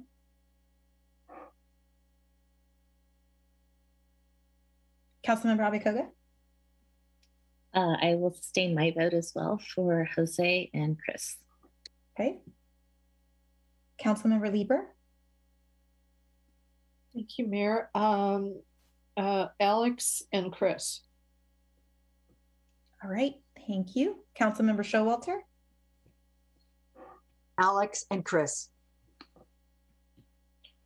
All right, Councilmember Showalter. Oh, sorry, Councilmember Matashek. Sorry. Okay. Let me put your hand down. There we go. Oops, sorry about that. Chris and Jose. Great, thank you. Councilmember Hicks. Okay, that would be for Alex and Chris. Okay. All right, so and then I think it's just me, right? City Clerk Laser, did I get everyone? Okay, and then I'm gonna sustain my votes, which are Jose and Chris. I think we, go ahead. I was just going to say, if we got everyone, then that leaves us with a two-way tie between Jose and Alex. Okay. But Chris received 6 votes. Okay. So we have Joyce and we have Chris. And then it's vote for one of the two. Okay. Okie dokie. So we'll do that one more time. So please raise your hand and let me know, Alex and Jose. Councilmember Showalter. Alex. Okay, thank you. Councilmember Abekoga. Jose. Okay, thank you. Councilmember Lieber. Alex. Okay.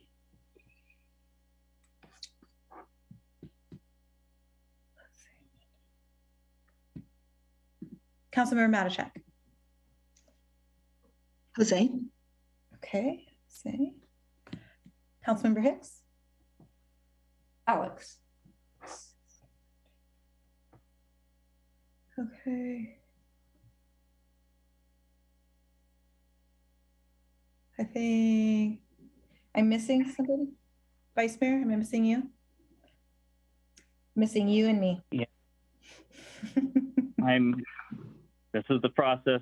I hate having to pick between these two. I just want to share that with you. This is a very difficult decision for me.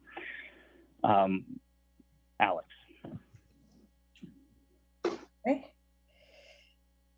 All right. And okay. And I'm sustaining my vote for Jose. So of the two there, Alex would be appointed to the unexpired term. Okay.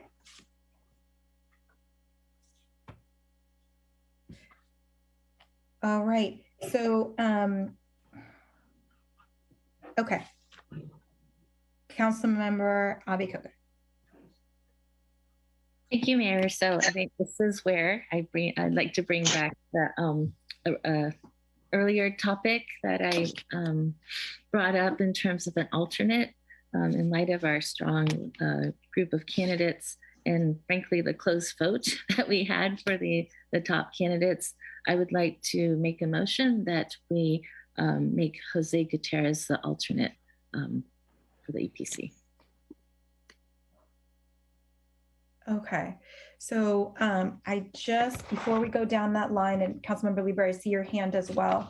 I do see our city attorney on here, and just wanted to double check, because having read the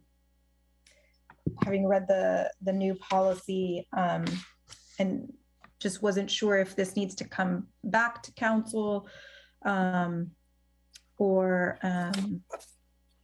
at a future time or what. City Attorney Chopra, thanks so much for joining us. Yes, thank you, Mayor.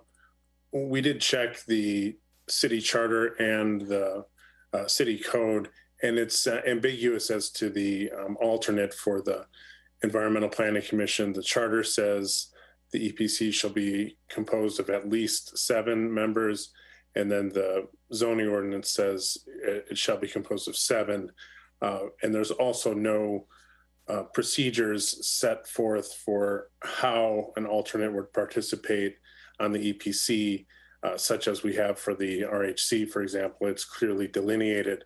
I don't think it's impossible to do this, but I think it may be better to bring back the item if there's majority council interest, so we can think it through with the city clerk in terms of how the alternate position would be structured and how the participation would take place. So I think it may be best to bring this back if there's interest in creating a EPC alternate position, and then we could have procedures laid out for council to consider. And then the candidate pool could be the same as tonight to make those the selection. Great, thanks, City Attorney Chopra. And I see other hands raised, but I want to go to Councilmember Abekoga since it was her question. Councilmember Abekoga, did you have further questions for City Attorney Chopra? Not so much questions, but again, based on past practice, what we have done is created an alternate position, which in an event of a vacancy in the next year, that person would be would take that open position. But in terms of how they participate, they're not voting members in any sense. They're not going to be filling in for people if they miss a meeting. It's just whether if there's a vacancy that comes up within the next year. Okay, thank you for that clarification, because I was not sure on what the intent was. If it's to fill a vacancy, if one comes up, that's a different scenario than I was describing. I thought it was an acting alternate. Yeah, so it's very different from the RHC. This was really because, and we are filling a short-term seat today, even because we do have a lot of turnover. Yes. And so it was an attempt to try to be able to fill that spot without having, a long break with a vacancy, as well as just trying to, get more folks involved and take interest and participate by attending the EPC meetings, but not necessarily, they don't have any like voting rights or anything. Okay, thank you for that clarification. I think if it's to fill a future vacancy, then it would be okay to have that discussion tonight. Great, thank you. Okay, and I think, thank you, City Attorney Chopra. Thank you, Councilmember Abekoga. And I think just to clarify the motion, so perhaps it would be, not necessarily to re-vote for the alternate, but are you proposing that the person who was in fourth would get the alternate position, and it would be an alternate if EPC has a vacancy? Can you just please clarify for colleagues just so they understand your motion? Yes, so my motion was to create the alternate position along the terms that we just outlined, and that alternate be Jose Gutierrez. I'm frankly not interested in re-voting. I think it's, I just want to make that appointment. Okay, thank you. Thanks for clarifying. All right, Councilmember Lieber, thanks for your patience. Thank you, Mayor. Well, I think that to keep faith with the public, it would be better to bring this back as a noticed item. I think that it wasn't indicated in our agenda that we would change the structure of the EPC in kind of an ad hoc way. And I think that we wouldn't lose anything by bringing that back as a publicly noticed item under the Brown Act. Thank you. Councilmember Showalter. Yeah, I was just wondering how, if the clerk's, Deputy City Clerk Wong can remember how frequently this has happened, that somebody has moved away. I know when I took my seat on the EPC, it was because somebody had moved out of town and there was just a year left in their term. But on the whole 9 years I was on, I don't think it happened again. So I'm just wondering, and clearly it just happened. So how often does this happen?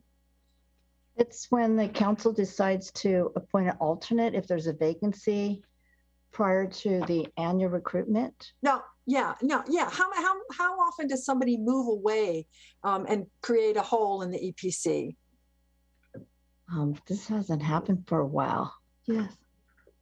I don't remember anyone moving away recently. Okay, so it may or may not. And that's the main reason why people drop off of EPC, isn't it? Right, exactly. The former planning commissioner had resigned the end of May. And if there was an alternate, they could have just filled her place with a. Right, okay, thank you. Thanks, Wanda. That answers my question, yeah. I kind of I agree with Council Member Lieber on this. I really think it should be noticed. This is EPC is a very important commission in our city. I mean, I guess a planning commission is always important, but it's very important in our commission. People take it very seriously, and I think it should be noticed. The alternate should be noticed. Great. Thanks, Councilmember Showalter. Councilmember Matichak. So I was an alternate on the EPC, and nobody moved or resigned. And so that was not how I was appointed to the EPC. But I, having watched city council meetings, been on the planning commission, now being on council, it's actually fairly common to have an alternate on the EPC. And so I will second Councilmember Abekoga's motion.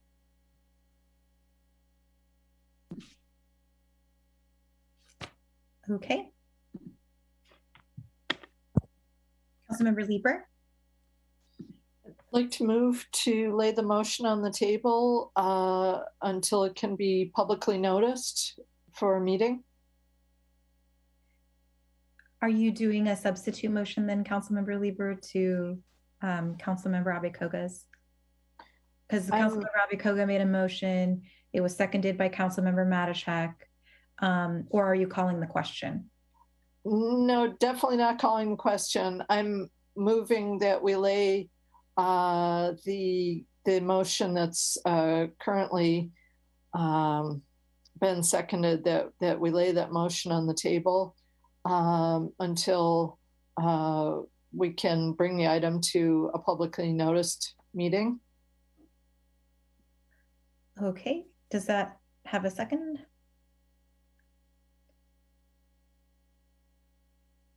Okay. Councilmember Showalter, are you raising your hand? Yeah, I'll second it. Okay. So we have a substitute, and I think that's what it is, City Attorney Chopra, correct? It's a substitute motion? Yes, and I just want to clarify, would that also have the regular appointees for tonight and your additional request to bring the question of the alternate back? You're going to appoint the 3 members tonight, and it's only the alternate member that you're intending to have brought back for the notice discussion. That's correct. Okay. Yeah, I think given the new policy, the 3 that receives the most votes will be appointed, and that okay. Per the tally process. Got it. Yes, City Clerk Glazer, go ahead. I just wanted to clarify that the appointment will actually happen at your next council meeting. Yes, so on the 16th, this will come before you. Mm-hmm. Yes. So the 3 people with the most votes tonight will be appointed to the EPC at the November 16th meeting. And those people are Joyce, Chris, and Alex. Right now, what we're talking about is the alternate discussion. Councilmember Abekoga put forward a motion, seconded by Councilmember Matichak. And now we're talking about the substitute motion from Councilmember Lieber and Councilmember Showalter. Is there any further clarification needed? City Attorney Chopra, City Clerk Glazer, go ahead. Do you need? Yeah, I was just gonna ask Councilmember Lieber if she could clarify whether or not she wants an item to come before the council to discuss whether there should be an alternate, or to appoint Jose as an alternate. What did you mean by? Well, tonight it was noticed that we would appoint 3 members of the EPC, two to fulfill full terms and 1 to fulfill an unexpired term. So there's been a motion put forward to say that we should create an alternate position and that we should appoint Mr. Gutierrez to it. And I think that we should bring back the issue of the creation of an alternate position, since that was never noticed on our agenda for tonight. And then I think we could take nominations on that when it comes back. But I really think that it behooves us to stick to what has been publicly noticed. And the city attorney has talked about how the charter and other governing documents address the membership of the EPC. And I feel that the motion that has been made is not entirely congruent with that and has not been publicly noticed.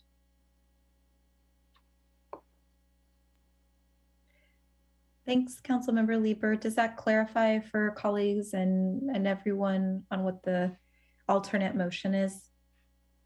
So I think the substitute motion is to bring back the topic of an EPC alternate at a future date. That's, I think, what I'm hearing. Is that, Councilmember Lieber, is that right? Okay. Thank you. Thank you very much. Okay. So I see other hands. So I'm going to go to Councilmember Abicoga and then Vice Mayor Ramirez. Thank you, Mayor. So I can stay with my original motion and would point out that this evening a study session, as has been mentioned by our city clerk. We are not making appointments this evening. We will actually be we are tonight recommending to ourselves who to appoint. And so the publicly noticed piece will be at our council meeting when we do the appointments. And so it will be publicly noticed, and we can, I believe, make a recommendation tonight to create an alternate position and recommend, and as I said, recommend Jose Gutierrez to take on that alternate position role. So I think we are publicly within, total guidelines of doing our public noticing. This is a study session where we have discussion, and that's what we're doing.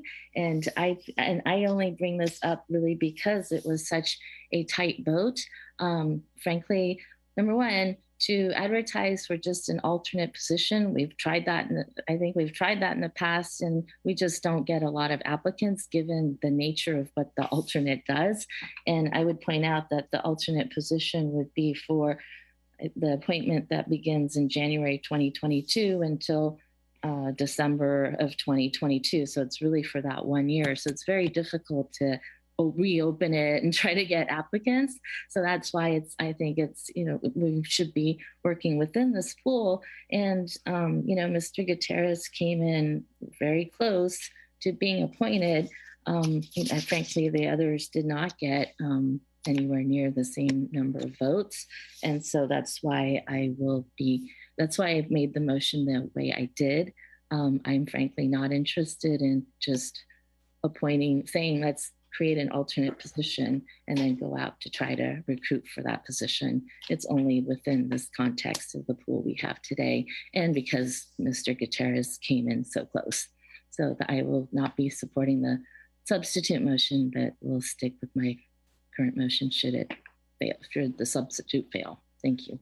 If I could just take a moment to clarify, these procedures in terms of appointing advisory board members, they've been historically taken place in this fashion, and they're, in the more research that I've done while this meeting was occurring, it is within the Brown Act to discuss the appointments tonight, and also the concept of an alternate in this context, in this limited context, not, for example, creating a new procedure for alternate participation, such as the RHC.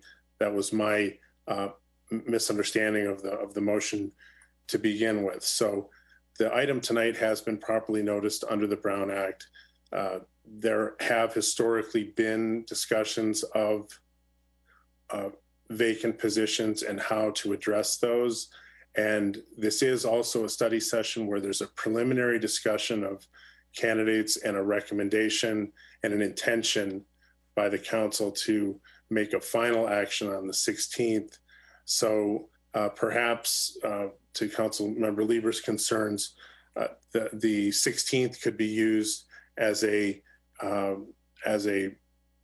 follow through, if you will, or a next step in this discussion about coming to some final decision on an alternate at that time. So, but just to clarify, the item tonight was properly agendized within the Brown Act and encompasses this discussion and the limited context of an alternate in this context. Thank you, City Attorney Chopra. Vice Mayor Ramirez. Thank you, Mayor.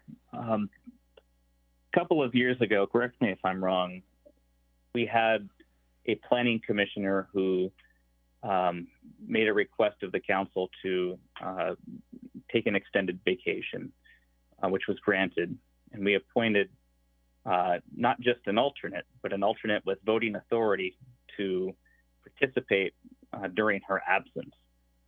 There was no special procedure for that. It was just something that the council felt was an appropriate measure to take because there was going to be a long-term absence. And so I'm very comfortable with Councilmember Robbie Koga's motion. I'm happy to support it. And not only because I think we have precedent for doing so, and actually a more extraordinary set of circumstances in that case, but also because I think it's very important to support our Latino community. I wish we could have appointed both Jose and Alex, but that was not how the vote went out, and that's fine. So I'm happy to support Jose as an alternate. Okay, great, thank you. So I see no other hands, so I think I'm just going to call the question, and we'll just do a roll call vote by, Councilmember Lieber. Your hand went up. No? Is it okay to call the vote? Okay. Yes. Okay, perfect. And I just want to clarify, we do have the two motions. We have are you referring to the substitute motion? Correct. Mayor? Yes. Okay, thank you. Because the substitute motion supersedes the original motion. So we're going to vote on the substitute motion first and see how that goes. Right? Okay, great. All right. So the substitute motion is to have the topic of an EPC alternate come back to council at a future date. Correct? Yes. Okay. I see Councilmember Lieber and Councilmember Showalter's heads nodding. Okay. And that was the motion by Councilmember Lieber, seconded by Councilmember Showalter. So thanks everyone for the robust discussion. I think, just wanted to say before I vote, alternates are so tricky and so difficult to have because the timing of our appointments has been such an interesting process. So they appreciate the Vice Mayor reminding us that we did actually appoint an alternate. And this was back in the good old days when we got to meet in person. Had to jog my memory. And thank you for Councilmember Matichak, who reminded us that she's an alternate. So it doesn't sound like it's an odd practice or something unusual or extraordinary that council hasn't done in the past. And so kind of given the reasonings of how difficult it is to find alternates to appoint folks in between vacancies because of our, I guess I would call it our outreach seasons, I won't be voting for this motion, but just wanted to clarify my position before doing so. So City Clerk Glazer, let's do the roll call. Councilmember Lieber? Aye. Councilmember Showalter? No.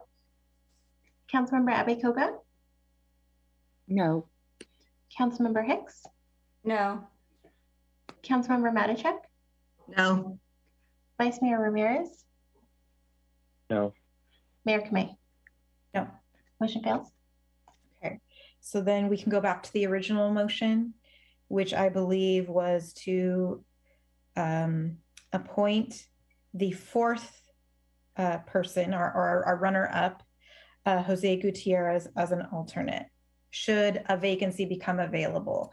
This isn't for filling in for absences. This is if a vacancy occurs. Okay. Does that sound right, Councilmember Abikoga and Councilmember Matashak? Okay.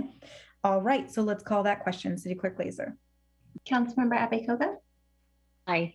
Councilmember Matashak? Yes. Councilmember Hicks? Yes. Councilmember Lieber? I'll abstain since it has not been publicly noticed. Councilmember Showalter? Yes. Vice Mayor Ramirez? Yes. Mayor Kamei? Yes. Motion carries. All right. So for the November, thank you everyone. For the November 16th agenda, we will recommend to ourselves, the council, to appoint for the 3 vacancies, Joyce Yin, Alejandro Nunez, and Chris Clark, and as an alternate, Jose Gutierrez. And we will vote on that on the 16th. Okay.